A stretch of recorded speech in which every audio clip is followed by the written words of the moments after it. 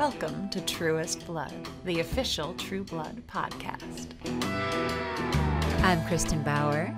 And I'm Deborah Ann Wool. And you've been invited in. I wanna do bad things with you. On Truest Blood. Welcome back to Truest Blood, where we sink our fangs into the series bite by bite. This week, it is all about fashion. We get to talk with the incredible Audrey Fisher, the artist behind every piece of clothing on the screen. Even with the regular state of undress on the show, it was still an enormous job to clothe everyone each week. Yeah, I mean, our cast list, it must have been hundreds of performers every single episode. Yes, and for Pam, hair and makeup and wardrobe was huge, huge, huge. But first, let's have a quick bite.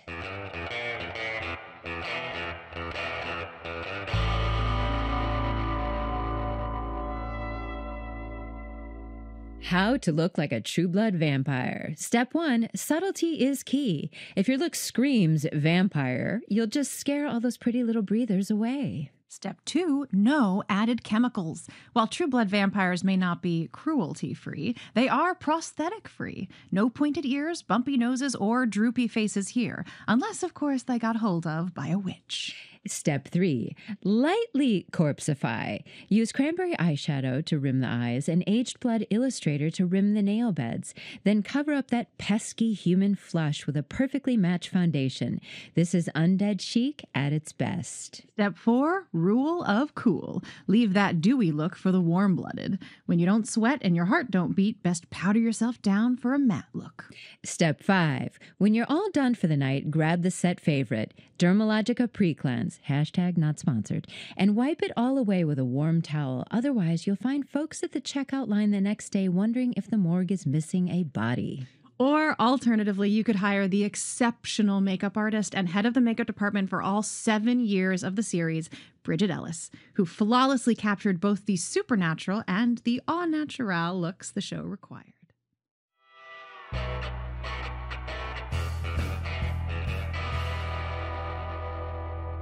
Audrey Fisher has to have been one of the most influential, creative, kind costumers that we have ever worked with. She was actually born in Germany, but she studied at NYU's Tisch School of the Arts. She's worked in costumes and theater all the way from Austria to LA, just across the map. Yep, and then she jumped into television. She cut her cloth on the fabulous production of that 70s show. True Blood was actually her first show as head costume designer. She was with us for all 7 years. And of course, now she's sought after. She moved on to Man in the High Castle, Barry, Love and Death, to just mention only a few. She's also a cat mom. I'm going to cry. A wife and just one of my favorite people.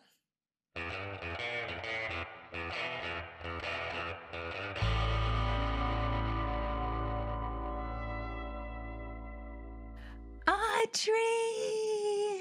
Hi! Oh. Yes. Start the tear I track. know. We had to make sure everyone had tissues before we even started our recording with Audrey. Seriously. I'm realizing it's like, well, I knew this, but as I go to talk about it, it's such a close relationship that I have with you and Pam and True Blood, right? It's just, right? Yeah. Audrey would always notice that I say that a lot, right? Right? Well, it's interesting because I think when we talk about like interdepartmental relationships and friendships and things, there are certain departments that like never cross, and then others where you would meet with every single cast member and potentially, every director, every writer, and potentially a lot of other departments every episode, multiple times. Costumes really being one of the most infectious, maybe, departments in a TV show. Yeah, you're right. Now that I think about it, we're one of the only department heads that really goes into all spheres. Yeah. and gets to meet Yeah. all of the actors, obviously, and sort of interact intensely, more intensely with some, more Right. casually with others. But yeah, we're really in the room with everyone all the Yeah. time. Suzuki Ingerslev, we've been hanging out recently because we just did our last project Right. together. And she's always saying to me, I'm always realizing how little she has to do with the actors. Yes. And it always blows my mind. We spoke with her. Yeah. And we were like, we don't really know you, as much as, even though we Right. shared the show together. Yeah. Yeah. And it's sort of hard for me to understand that, because for me, nothing goes without a very intimate relationship with every actor, which is incredible for me. And it is it is to see you, both of you. It just immediately takes me back to all those times just walking into the fitting room. And how many fittings? I don't even know how many fittings. We wondered if you had stats like that, like We did Dozens. one for every episode, very conservatively, but we didn't do one for every episode. We did multiple, Mm-hmm. which is Yeah. one of my questions later. Okay, so let's start where we usually start, which is how did you get the job? How did you join the True Blood universe? Oh, yes. Okay. How did I get the job? That's a great story. And I've really enjoyed listening to everyone else's stories. So my story, you might have heard before. So the first job I had in, 2000 was on that 70s show as an assistant designer. Yeah. maybe it was a couple years later. Anyway, I assistant designed. It was my first big Hollywood costume job. I had come from theater at the Mark Taper Forum. I'd been working, and previously in New York, I had been designing little tiny shows. So I got the job with Melina Root, incredible designer. And then I went on to 2 seasons of that. And then we did another very wonderful, but it didn't have much of a life, that 80s show, which was so awesome. But that was 1 year. And anyway, it was at the end of that 70s show that all the stock was being sold. And Danny Glicker is an incredible costume designer, dear friend. He had come to check out the stock, the 70s stock, because he was doing a movie called We Are Marshall, which you might remember, Matthew McConaughey. It's like a football kind of drama. So he came to meet with us and look at the stock, and he and I immediately vibed. And I was wearing a dashiki, and my hair was really big. And he was like, I need this person on this next 70s project with me. And, he knew that I had this intimate knowledge of this stock, and the stock was incredible. Anyway, so he basically offered me the job, and I went off to do my first big movie. And then it was after We Are Marshall that he got True Blood. So he had worked with Alan Ball on Towelhead. And then Alan was like, I'm doing this crazy vampire thing. Do you want to come do the pilot? And Danny was totally interested. And it was a sort of logical progression for me to assist him.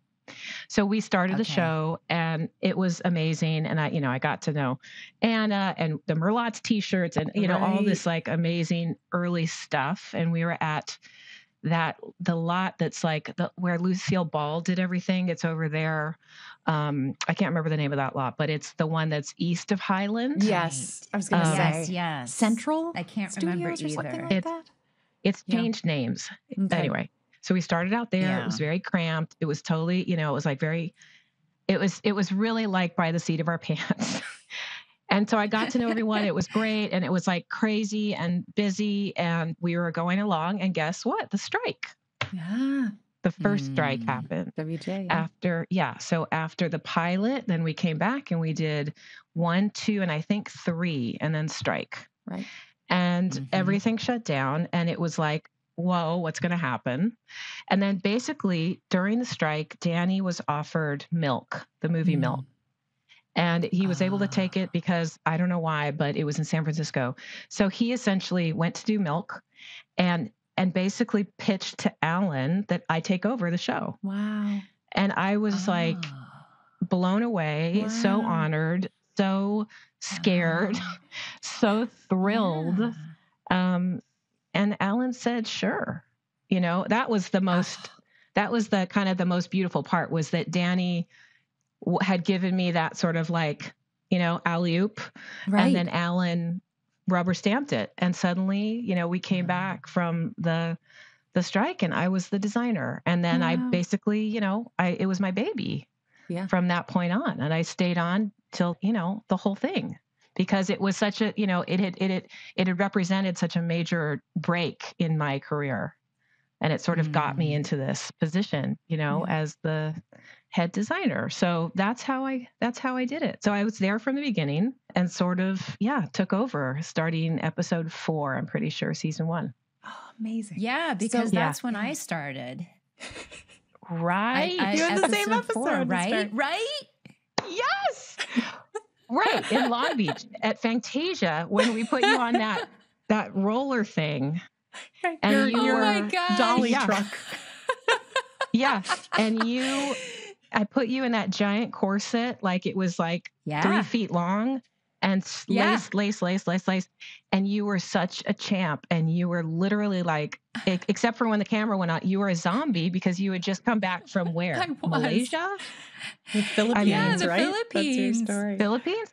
Yeah. And the Philippines, I was a zombie. Yeah. I mean, except for you were telling me you were a zombie, but you were still completely there for the fitting and completely like there for everything that happened, but you were saying you were a zombie.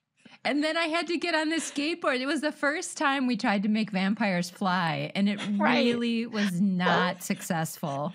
They edited that down to like 1.7 seconds. Yeah, we were all learning. We were evolving as the time goes on. Yeah. And Eric still had that wig. Yep. Yes. Because that was his first night too. We started on the same night. Well, that's amazing. That end, I'm sort of curious about like establishing a character's look and then evolving that over seasons. Because what an interesting experience to work on so many characters over such a long, you're lucky to get a show that lasts 7 years, period. But much less one that had these kinds of resources. So, we're talking about looks that were established with you and a partner that you're then taking on and making your own. And how does that process go over the years? Yeah. The good thing about, sort of a multi-episode, multi-season show like True Blood is that there are so many storylines that are yet to develop. Like, for instance, Kristin, it's a great example. Like Pam was completely your and my sort of collaboration, right? So big time. That was something we started, and also Eric, I guess, right? I guess if Eric was also episode 4. So what's beautiful as a designer and as assisting for a previous designer and then becoming the designer, it's sort of like he started it and I was able to sort of run the ball down the field, but also deal with so many other exciting new characters that went into so many strange new storylines. Everything. True Blood is sort of a dream job because you got to, I got to do medieval times. I got to do like prehistory. I got to do the 1880s. I got to do the 30s. It was little bites, but still. Right. So interestingly, maybe not the 1970s again, even though that's right. Where you we did kind the of 80s. Funny. That's right. We never did the 70s. That's interesting. But I think that when you have a designer who passes off a project, it requires a sort of lovely connection between the two of you. And he trusted me to sort of carry on his vision, and he knew that I would bring my own. So, it was kind of like the perfect gift to me. And also the fact that he developed so many of the, the cornerstones of the looks that I got to carry on. I don't know. It's just a wonderful, and we're still besties, so we talk almost every day. And the fact that Alan said, sure. We hear that from everybody, that there was this enormous trust to create is staggering. And do you feel that relationship was different on this show than other shows where you're sending pictures? So, right, we have the wardrobe fitting, we take pictures, we laugh a lot. Yeah. We had so much freaking fun in that, because I have so many things to say, but one of them is that Pam without Audrey Fisher is a different Pam. Yeah. Yeah. That's like, come on. That Pam, I think you're the largest contributor to my creating that character. And how does that work? So you have the fitting. We would have multiple fittings. So that's another question I have. But how does that work? We take pictures and then you send it up the line to the director and the producer and Alan. And how is that different on this show than other shows? So much in there.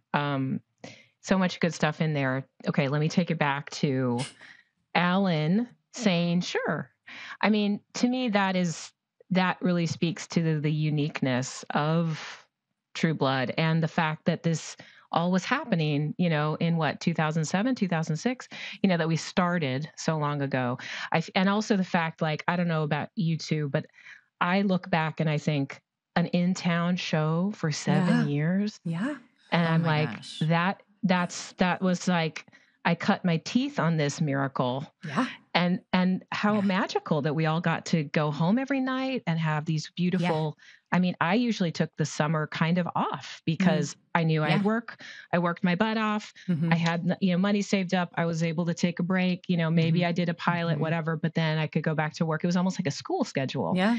I mean, I dream of this now.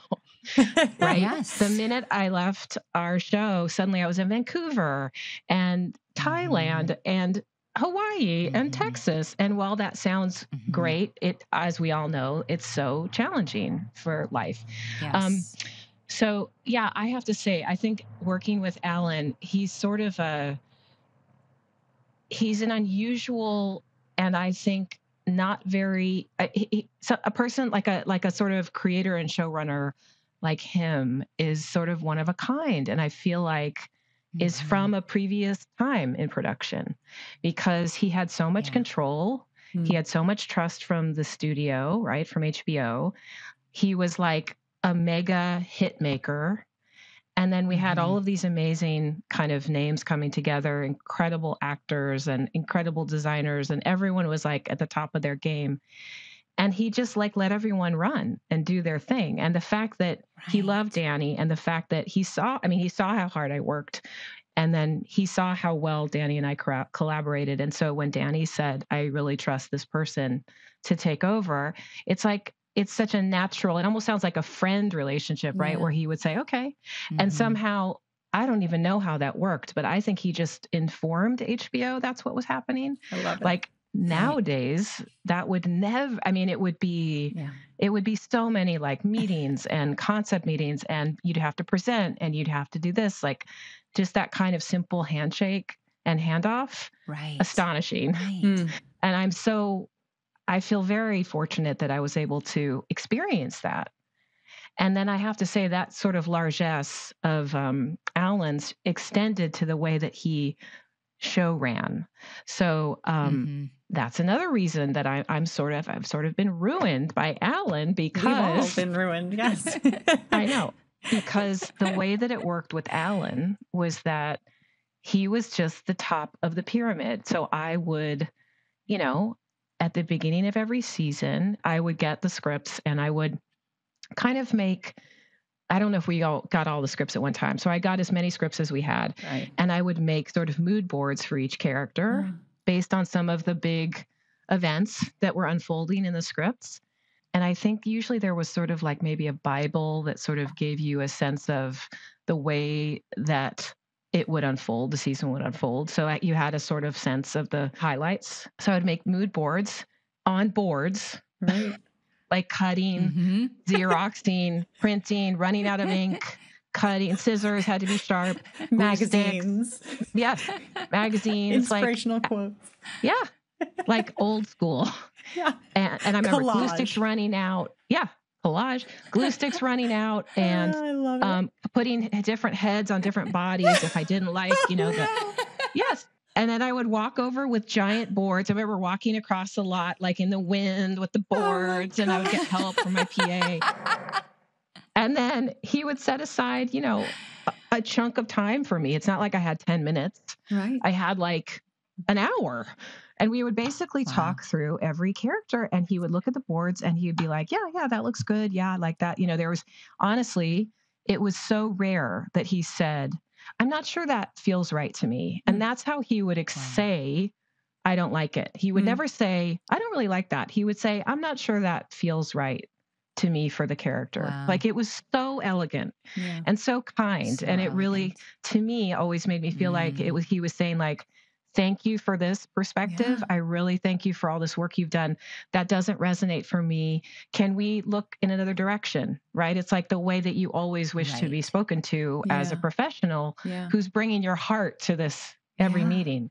Yes. So after that meeting with him, I sort of felt like it was a conversation that he and I were having about each character. And then, the sort of next conversation partner was y'all, walking into the room.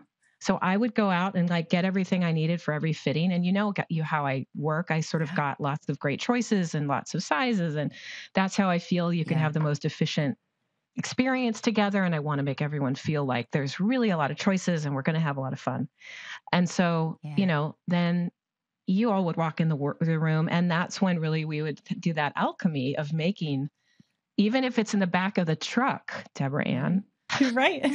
Our first fitting was in the back of the truck, which to me was like, that's how I never want to do it. Like, I want to make a beautiful, peaceful, setting where everyone feels great. And it's like, this one marched into the back of the truck. We pulled a little curtain and we did it. And anyway, so, you can also do it in these kind of like less than wonderful conditions, right? That alchemy can I got still the full happen. treatment down the line. It's all good. Down the line. Yeah. So after having the fitting and really getting to know, what worked and kind of what resonated for the actor in the room, and also thinking about the action, right? Like Kristin, with your corsets, we would have to decide, could you breathe in it? What were you going to do? The shoes, could you walk in it? What was could possible? you stand on wet sod in stilettos? Right. I know. We never really nailed that. And I feel like there's new things now, for that, like anyway, there's all kinds of new like heel devices. Yeah. Oh, really? And I'm sure, Deborah Ann, there's all kinds of weird, like clear plastic platforms that has a hole for the heel. And It's amazing. Anyway, and Deborah Ann, I'm sure there's times where you and I were figuring out like, are my boobs going to pop out? Or, can I lift my arms? Can I scream? Like, can I run? Right. Well, so is it going to get dirty? Is it going to get bloody? Is it going to get ripped? Is it going to, Yeah. Do I have to How rip many it? of these can we get? Right. Yeah. How many can we get? Oh my God. These questions, So I learned, that was such a huge lesson. But anyway, so then that's a whole other, we'll conversation. Get Oh my God. Anyway, so I would take the pictures with the camera, then print them out. Right. I had to have those little like photo printers. So I think we figured out how to do it then, slowly we got better. And then eventually I think it was on the phone, but in the beginning it was printing things out, making a board and and then taking them to Alan, and he would approve them in person. And then I quickly realized it was easiest for us because we had such a good kind of way of communicating. I could email the pictures and he was okay with that. So we could speed it up. Okay. But what I want to tell you is that he would basically say, love it. That's how he would approve. I would say, what do you think about this for, like Pam, when she goes to the brothel and whatever, love it. That's it. Wow. And if he wasn't sure, he'd say, you know what? I think maybe we should try whatever. And that was maybe 1 out of 20 responses. So most of the time I was getting this incredibly wonderful, solid, totally kind feedback. Love it, love it, love it, love it. So it was just like, I felt so right. It just makes you feel so wonderful and you tell me so appreciated. That would make me feel. It would make me feel brave too, right? Also, like if I felt like I'm likely to get a good response or at least a compassionate no, I might try more risky things or like push my own boundaries. And that's like exactly how right. Positive reinforcement can really bring out the best in your team rather than what so many leaders use, which is negative nitpicking. Right. Or, one of my least favorite, the worst kind of feedback I ever got was, I don't hate it. Right. Like, what? So what do I do with that? Why did you I- say like, the okay, H word great. then? And I remember when that happened with that particular, it was a theater director. Yeah. I also thought he was just being sassy. Like he didn't hate it Right. at all. He thought it was Right. fine. He wanted some Oh. other choices, but that was just his kind of like Right. new nitty kind of bossy way of being like, okay, it's fine. Right, Instead of right. just saying, yeah, that looks good. I'm not sure, but okay. I don't hate it. I always remember that as a lesson, like how not to respond to someone who's bringing you a creative option. Yeah. So the way that I got it done with Alan, especially effectively and efficiently, and this is what I always try to recreate in all my other jobs since then, is I would take the love it and I would forward it in an attachment with the attachment of the photos to the next like people. So basically it would go from love it, Alan, forward, to whoever the director was, like, hey guys, check this out. And it would have see attached, Alan's happy. And it would say, Alan, love it. And then the picture. So I sort of used that as a banner, like, hey, look, he loves it. Right. And it was rare that I would ever get any negative feedback after people realized that he had already given such a sound approval. Right. And that made everything go much faster because I didn't, right? And it was just like my little thing that I did where I just forwarded with his comment. Because it's different than saying, Alan loves it. When you see Alan's email attached that says love it, then you're like, okay, well. Well, now you all have something to rally behind. You all have a vision that maybe originated with you that is then approved by Alan that now others can build off of. Exactly. Which is kind of goes to my next point, which is we start to see as the seasons go on more and more, especially with Pam, plot points revolving around the clothes. So the writers are writing to, outfits that Pam might wear or Lafayette or, these iconic things and how cool that must be to like read a script and be like, oh, they gave me a moment, So how great. fun. Yes. And who was really the king of that? Alex Wu. Yeah. Right. He would actually call me. And of course we worked into that relationship, but he's got that kind of brain where he wants to know what it is before he really writes too much about it. So he would get an idea and then he'd call me and say, so, if Pam were to, and he'd start talking about the scene and he wanted a certain outfit or a certain color and whatever, and we'd talk it out. And that to me was also so respectful that he would take the time to actually ask the costume designer how this might look so that I didn't have to read something that didn't really make sense and then try to figure it out later and have to go back to him. Like he just set it up beautifully so that we could collaborate early on. And then I could already start looking for that, for instance, if it was something really unusual or special, I could already start figuring it out like, weeks in advance, which of course, as you all know, is like, that's it, like having time What a gift. to get these things done. Yeah, that really never happens that I've seen before or since is that amount of time that we had with the scripts, and we would have a glove fitting for Pam. We would just try on gloves at this one fitting. Just gloves. And that, right? We would have a jewelry fitting. We would get to have multiple fittings for that masterpiece that you would create. Dreamy. That amount of time and ruminating in our heads about what was to come was so special. And take me back. I know, take us back, please. I'm clicking my heels right now. I mean, this is a question people ask me. What's your favorite line from 7 years, which is impossible? And I'm about to do this to you. I know. But are there like things that stand out in your mind as like, oh my God, that was hell, man, I really learned a tough lesson, that costume, or fabulous ones that you're like, I'm still awfully proud of that thing. I have a couple to jog your memory if you need it, but yeah, me too. With you.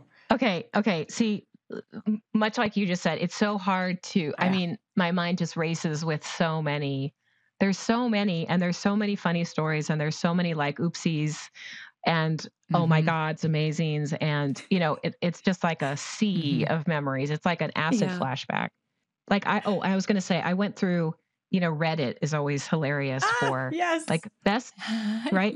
Best Pam outfits, best Jessica outfits. And like, there are unbelievable collages. Like I came across one that's 9 pages of like a grid of 12 color coordinated. So it was like all the pink outfits, all the yellow outfits, all the red outfits. And that really got me going. Like, Audrey, to look at that and be like, somebody loves my work and is so inspired by it that they took that time. It's just I'm not in the least surprised, you know, that someone would do that with this show because of just the quality of it. But it is amazing. It is the best. I don't know even how. I'll start crying. I don't even know how to talk about it because it's so incredible and surreal. And to like look at those 9 pages and be like, oh my God, like, and that's only a minute, you know, a tiny bit of like everything. Anyway, no, it's amazing to have that kind of response to what we all did together is so joyful. And I still get emails from people about costumes and like, where did you get this? Or I love that, or I want this for my wedding, or it's still. Yeah. And honestly, whenever I meet new friends or get to know people or I'm at a work event, I swear to God, when I say, so they're like, so what have you done? You know, and you start saying some things and it's kind of awkward. And then I'm like, well, I'm True Blood. And they're like, right. Because it's, you know, it's been a while. So it's like, I sometimes kind of wait and then I feel like, well, I'm going to say it and then it's always like this huge, lovely reaction. Yeah. It's amazing. A little side thing, because it just started airing on Netflix, I just read that True Blood is now like in the top 10 worldwide watch shows on Netflix right now. Wow. So it has these resurgences and these ups and downs. And, you know, I'll go a long time without anybody ever recognizing me or asking about True Blood. And then all of a sudden it'll be like 1 week, a whole bunch. And it's because of some trend like that, you know, some algorithm decided that it's time for True Blood to be watched again. Yeah. I think it's time for me to rewatch. I mean, I find it like, I'm sure for you both, isn't it sort of like an acid trip when you watch something that you've been in or worked on? Like it's almost impossible to watch it. Maybe now. But well, like we're doing it for the first time now. It's not any easier. Right. It's not easy. It's easier. I remember you guys saying that. It's easier now. And I do find myself, because I'm supposed to be taking notes. I'm supposed to be working. And then 20 minutes will go by and I'm just sitting there like, you know, watching TV, enjoying myself. So, so you can, usually when I come back on screen is when I'm like, no, okay, I'm supposed to be working. But I'm constantly, I mean, Audrey, Pam and you and me, we just had a freaking ball. There's so much that was so specific about it. There was never an earring, a ring. I'm trying to think of like the smaller things that you didn't have put so much thought into. And the red leather dress you got on eBay, right? Like you found the jumpsuit, right? Sequin jumpsuit. The sequin jumpsuit. That's on my list of iconic ones too. Can we say what that was? Please. Because it was you. Yeah. You executed this incredible knockoff, basically, right? Right. That's one of my faves. Yeah, because it was a YSL. It was in the magazines. It was in all fashion magazines. This extraordinary YSL. It was on all the ads. This beautiful. It was exactly right. A red sequin V-neck, black velvet bow, sort of like a tapered leg. And I was obsessed with it. And had to make it for you. And we found this beautiful Marc Jacobs fabric, and it looks so incredible on you. And I can't remember who made it. I feel like we had to get someone special in to do it because we didn't have enough time in the workroom. So I think Henry came in. Anyway, another amazing cutter fitter came in and did it. Yeah. Anyway, you looked extraordinary in it. And then we got those big, crazy chandelier earrings, those big red rhinestones. And a couple of months later, I got a call from YSL. and they asked me, they were like, hey, we saw the show and you started to say we were so happy that you were able to use was that our was that our jumpsuit? It looked so amazing. And I was like, well, and I think I called legal before I called them back. Yeah. Because I was like, what can I say here? And they were like, it's okay because, you better have made changes enough. Okay. I mean, I think it looked pretty identical, but I just said it. I said, yeah, actually, I wish we had the kind of budget so we could have gone and bought a jumpsuit. I looked into it. There wasn't one available. And so I went and I found something similar. And I'm so happy that you like how it looks. And we had a great time doing it. And that I fooled you. Yeah. Kristin loved it and everyone loved it. Anyway. Sam Trammell is still talking about it. Yeah. It's his favorite look from the show. Oh my God. It's his favorite look from the whole show. He brings it up every few years because that was the scene I was in with him. He was mesmerized. And I was going to say, that's the perfect segue because both of you ladies are mesmerizing and both of you have this, you have this really incredible relationship with the costumes and like how you wear them and how you relate to them and what they mean to you and how much they bring you into character.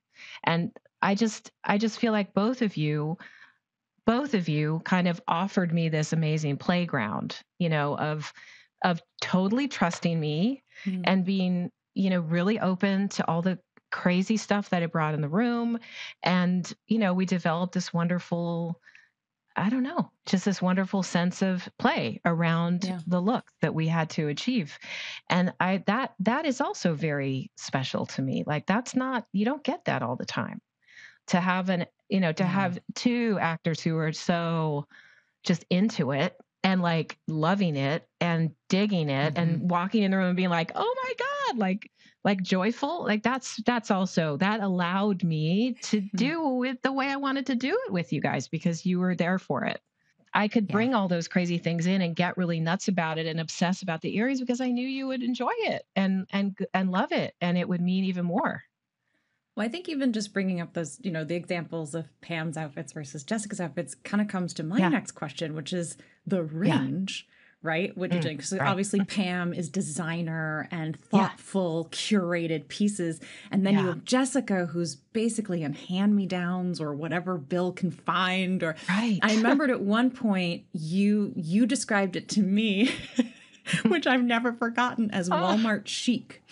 So the idea being that it's something you could buy off the rack, but we were going to tailor it and accessorize it so that it looked cute for TV in the way that we needed it to.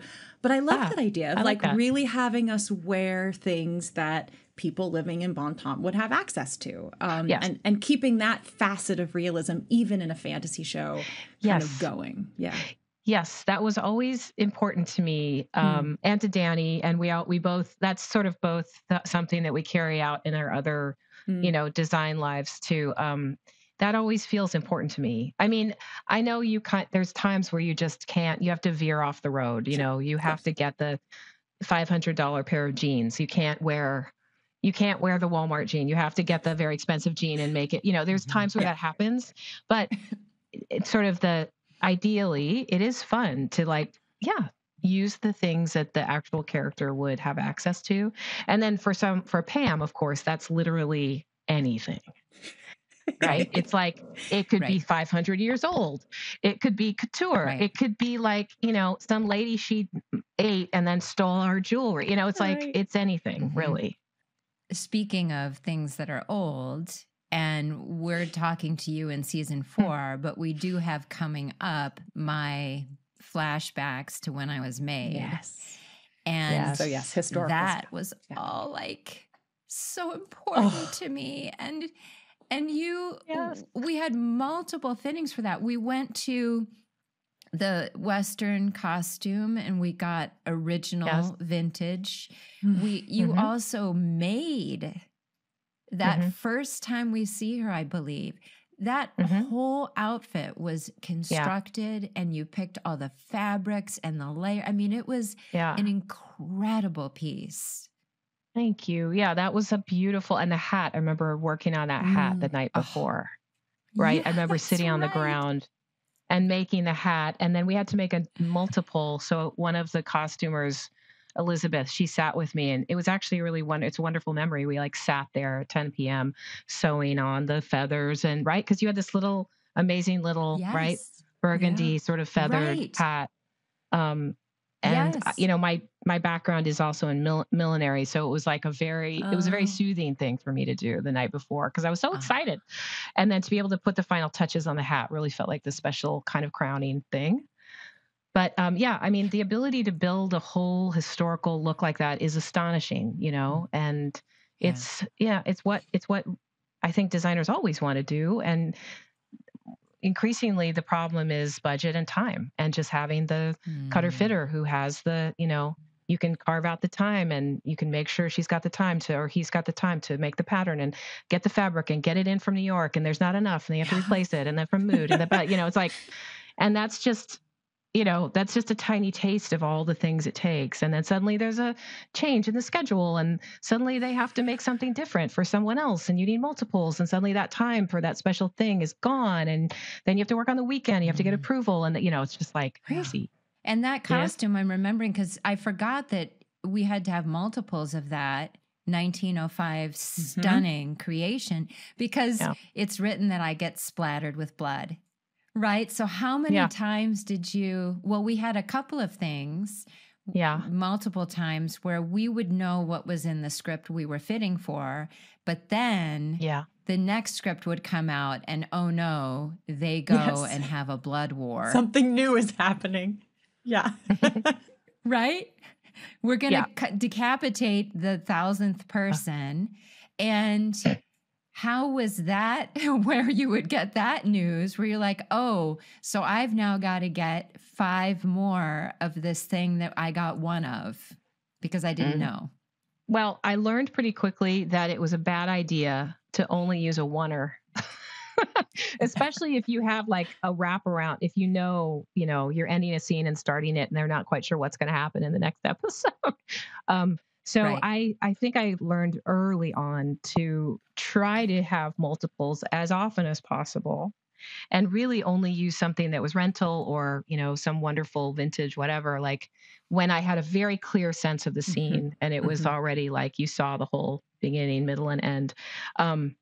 But yes, I mean, there have been times that there have been a couple, trying to recreate something as a double is a nightmare. If you need to sort of, I had to do it on my last show. I had to get fabric printed. That's what you get into this very complicated business and very expensive business. If you're unable to get a double of something and suddenly then you need one, especially if you've already shot something, obviously then you're looking at fabric printing and all kinds of stuff. But I have to say that luckily I was able to, if it wasn't clear from the script, or if we weren't sure what was happening in the wraparound episode or the beginning of the next season, I would do my best to get as much information as I could. Be like, so what do you think? Is this? But really, I always backed myself up, especially at the end of the season. Like I wouldn't put any of y'all in something singular because I knew that anything could happen in the beginning of the next season. And even if they were like, oh no, it's not going to be, there could be a blood war. Yeah. And no one knew until, they were writing months before we got back. So, I learned so much about multiples, and I'm very multiple aggressive in all of my other shows because of that. You put that on your resume. Audrey Fisher, multiple aggressive. Yes. I don't know why I said it that way. That's so great. Are you kidding me? I love it. So yeah, it's a big thing. I always feel like it's so irresponsible if a designer just casually uses something that's a single. Yeah. Like I just am like, what are you doing? Because it really just screws the whole crew. Just screws everybody. And it just means like a huge expense later and a lot of stress. Oh my God. I've had, situations where I've heard on set where they're like, well, we have to spray her with blood, but we only have one of the, the shirt. So aim for face. And I'm like, great. What? This is now what's determining how this looks is because we don't have a thing. And so, having that support from every single department is grateful because it just means everyone can do their job more easily. And then when it does happen, you're happy to accommodate because it's not a pattern. Yes. And always, we would always also have, like, we would say we had 4, but we would have 5. Because just in case, Yeah. it's You like never they know. might say we'll do it. And that, but if we never want to hold up camera. You never want to screw up the action. You never want to be, for them to be waiting on you. But can I tell one funny story about multiples? Please. Okay. Yeah. So the best and strongest, most intense lesson I learned about multiples on True Blood was, I think, season 1, episode 4, when I had just taken over. It might've been 5. It was that run where Sookie runs Virgin across. Gothic Nighty is on Yeah. my list. Okay. So that Virgin, what did you call it? Virgin Gothic. The Virgin Gothic Nighty. That's my Yes, the title. Virgin Gothic Nighty. So Raelle Tucker had this very intense imagination of how that should look, right? And we know it's just so romance novel, so out there, running. Incredible. And she had all these ideas, and it was so clear to me what she wanted and what I wanted. And so we started working on it. And the director had some different ideas. And I remember it was sort of like, it was kind of difficult to get there, but ultimately Raelle was able to really convince everyone. And that's when we came of that, then we went crazy with that look. And I love it so much. And it's just so over the top. And it just takes you to a whole other level of storytelling. Yeah. It's like you're suddenly in a different show almost. It's like so extreme in a great way, right? Yes. Okay. So I love that look. And then the thing that taught me about multiples. All right. So it's when it's the time that Sookie goes to Sphanctasia and she looks like a snack, right? He says she looks like a snack. Yes. She's wearing that white. Yes. Yeah. Right. With the red flowers. Yes. No, just the white, the right eyelet. The white eyelet. Right. The white eyelet. It's very yes. Oh my God. I know what's coming. Yes. Okay. And that was the one where basically, I think, do you vomit blood on her? Like there's a blood cannon. She gets vomited on. Long it Shadow. Explodes, right? Long Shadow was staked, and it was a hose of blood with gallons going through that buckets hose. And buckets. Gallons. And all kinds of nernies, right? Like sticky, like just all this stuff. Okay, so I was so excited and nervous, and it was in the beginning of taking over, right? That was maybe episode 5. 9. Maybe it was not. It was 9. Thank you. Okay, I know, so I was still getting right. Thank you. I was learning how to ride this crazy horse, and I thought we needed 6 of those dresses, and so I was working with Zandra, our incredible tailor and made to order person, and she was making the pattern, and we were struggling to get all the fabric, and she was really having a hard time because we didn't have the time to make 6 dresses, and I wasn't yet tuned in to sort of all of that stuff as a young designer. I was I wasn't focused on how much stress it was for her, and it was we were so understaffed, and we were working out of a closet. It was just the very beginnings, right? And what happened was that it really taxed Zandra, and she made them beautifully, but it was really hard. And I remember learning that night, there were only 2 wigs. And I was like, oh, we can't do it more than twice. I'm sorry, I'm yelling. There's only 2 wigs. So I was like, okay. So then I quickly learned, I was like, I'm sorry, Zandra. We only needed probably 3, maybe 4. And we had made 6. And so that was the beautiful lesson of how to realize what's, if the director's we need 6, and then you have 2 wigs, you're right. Yeah. That's where you sort of start to learn how to read the room and understand what's really going to happen on set, and, get with the first AD and really do the little wink, wink, and understand kind of what's really going to happen. So that was the perfect lesson, and I still apologize to Zandra to this day. Because she did such a beautiful job and worked so hard. And then we only, I think we maybe used 2. One thing I think that's interesting that often gets overlooked is that not only are you in charge of what everyone is wearing, you're also in charge when we're not wearing anything or much at all, which is so interesting as a costume designer. And, the various challenges that come with a show where people are in varying states of undress, and what the sort of parameters are. And we talk a lot about how True Blood was, I think doing a really good job in the years previous to intimacy consultants and coordinators and that kind of work. And at least from me personally, how much I appreciated the care that you took, that I would have a fitting before a scene that would involve nudity, where you had multiple options of ways that I could be covered up for my comfort, for filming.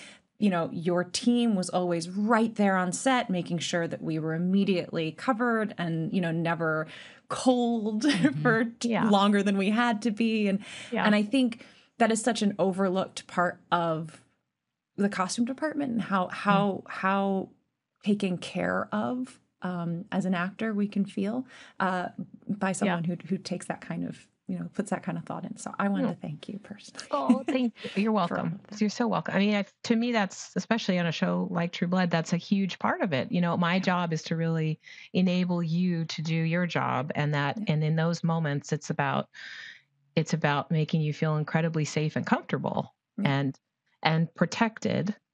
And, you know, and also I know I have to say, I have the best team in the world, right? My costume department was like A+++. And I feel like all of us came together and had such a strong sense of just that kind of responsibility to our actors, to our characters, to you guys, to, you know, just to make sure that we did everything we can to make it feel, to make a very strange situation feel as okay as possible, at least from our end, you know, that you had what you needed in terms of coverage, whatever that meant. And you knew that someone would be right there for you, right? That was just, that felt like the least we could do. And yes, you're right. It's so different now that there are intimacy coordinators, because I feel like up until recently, that was really the purview of the costume department. Yeah. Really? Like, I mean, in terms of, to a certain extent, I think that you all sort of handled it most of all, right? With the other actor, and that you figure it out with the director, but probably there's a lot of intimate conversations about how to do stuff previously. And then we kind of stood by and made sure everyone had what they needed. Yeah. I mean, now intimacy coordinators, they come with like a giant duffel bag with like yoga, like pieces of yoga stuff and different pillows. And like, it's incredible all the gear that's now part of that. That I think is really great. But anyway, it always felt like really, I took it really seriously to get as much as we could to make everything feel as okay as possible for the scene. And there's so many crazy options, and we made so many things on our own that, you know, that would fit better or stick better or work better. Well, products that didn't exist that now maybe do because of all the experimentation that happens in shows like this. Yeah, exactly. Yeah. It's a very interesting, you know, I'm sort of known to have a lot of blood experience and a lot of like sexy time coverage experience. Right. And I feel very confident in those two areas. Whenever I have to do it, I'm like, okay, we got this. Don't worry about it. This is how we're going to do it, you know? And that's fun to have that. That's fun to have that in my wheelhouse. I'll take us home with two things. One is a statement and then a question. The statement is, just for that little fun fact and aside, is that Joe Manganiello was generous enough to sign his cocksock. Now that is a technical term. Is a technical term. That was supplied to me by the costume department, an extra one that he did not wear. We thought that was, you know, better. Appropriate, yes. And he signed it. And I auctioned it for $1,200 to save elephants. That's great. There's a pun in there that I'm not going to touch. Right. We won't go near it. Figure it out. We'll just move right along. Everyone was very generous all the way along. So we've been asking everyone, Audrey, which you may know because you've, you know, heard the podcast, it seems, but we ask everyone when they think of their experience of True Blood and being on the show and all that it entailed, to think of 3 words that come to mind about your experience. Okay. 3 words. Okay. I would say creativity, teamwork, and family. I know. I'm sorry they're not just adjectives, but I think that's, and I hadn't I forgot about the 3 words. Shoot, I normally would have sort of scribbled some down, but I think that says it, because I feel like I could be more creative with more support, and I had the best team in the world, and they're like family to me. And also all of you guys are like family to me. I mean, the sort of family that we built up.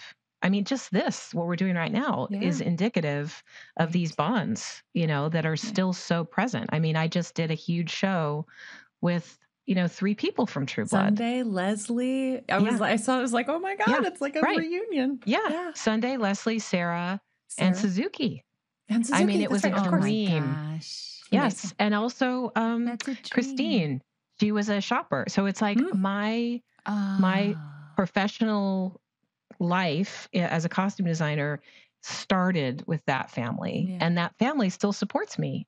And it's my dream to work with those people over and over again, because we have such an incredible vocabulary and understanding and respect for each other that came from the top, right? Came from Alan. Yeah. Such a treat to catch up and get a little more insight. I hope people listening at home have a little, clearer picture of really what you brought to this series that they love. Oh gosh, I could talk forever. Yeah, we are right now. We talk like we've been doing this podcast, and we just talk about it to this incredible family. And we hear that word a lot. Yeah. We hear people say family a lot, and it always makes me weepy. I know. And I have to say too, the amount of like love and respect for the costumes and sort of this like incredible bond we have from me helping you guys create characters, my humble help that I've been able to offer. Like, it means so much to hear other actors too talk about it, that it was helpful. Like that just is like, that's why I do it, That's working. That's it. That's the absolute joy of the job. Well, thank you so much. You're the best of the best of the best. You guys are. Thank you.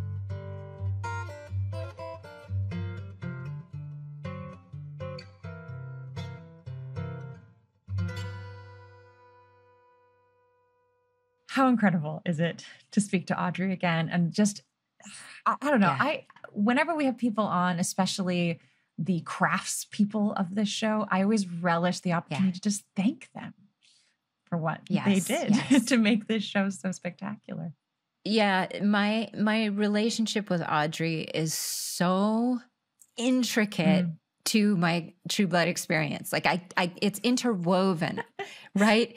It's just part of the same fabric. So, pun intended. So it's, my heart is overflowing. My words won't work. Yeah. That was so special to me to get to talk to her.